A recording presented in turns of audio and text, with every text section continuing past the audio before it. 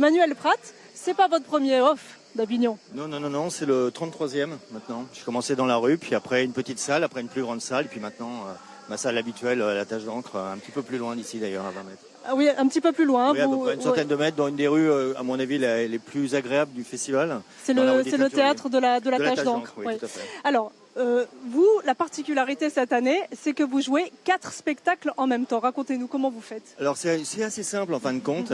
Ça c'est la magie d'Avignon.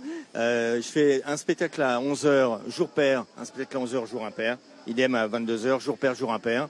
Donc ça fait 4 spectacles en alternance. Voilà. Alors avant de continuer à déambuler dans les rues d'Avignon à la découverte de cette ambiance incroyable, je vous propose de regarder un extrait d'un de vos spectacles qui s'appelle Prat respire encore. Parce que les mentalistes, des fois, ah non mais ça cartonne les mentalistes, en spectacle, là, à Avignon, au festival d'Avignon, eh ben les mentalistes ils cartonnent, hein. Et la salle elle est pleine, les gens payent 40 €, tout le monde dit comme ça, mentaliste, comme ça, hein. Le type il arrive sur scène comme ça, les gens, c'est le mentaliste, oh, ils sont prêts à applaudir comme ça. Le mec il fait 2 et 2, 4, ils gens, oh bravo. Moi je me crève le cul à écrire des vannes comme ça, une fois, bon, lui, hop, oh putain, ça et puis les ventriloques ça cartonne. Vous n'aimez pas les mentalistes, Manuel Prat? C'est pas que j'aime pas les mentalistes, mais je trouve que c'est vrai qu'Avignon, je crois, a perdu en tout cas l'esprit du début du festival off, où il y a de tout et n'importe quoi. Il y a même un député actuellement qui joue. Je comprends pas trop pourquoi d'ailleurs, mais bon, ça c'est autre chose. Alors on l'a dit, vous jouez 4 spectacles. Alors pas en même temps, on a compris 2 les jours impairs, 2 les jours pairs. Comment vous faites pour déjà retenir la somme de textes et puis entrer à chaque fois dans le personnage? C'est pas trop difficile. D'abord, les textes, c'est moi qui les écris.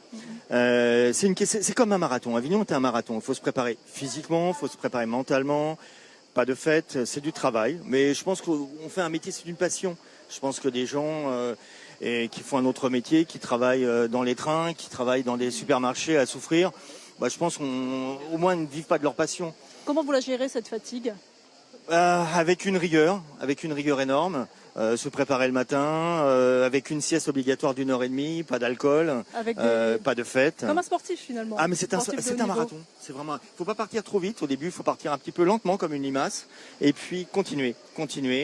Et c'est vrai qu'on ne fait pas la fête. La fête, c'est ce que je dis aux gens qui travaillent avec moi. La fête, elle est dans la rue. La fête, elle est là. C'est un moment merveilleux pendant 3 semaines où on rencontre des milliers de personnes de toutes les nationalités, de tous les pays qui viennent. C'est un moment de partage. La fête, elle est dans le cœur. Et puis aussi, c'est un moment où il faut montrer son travail.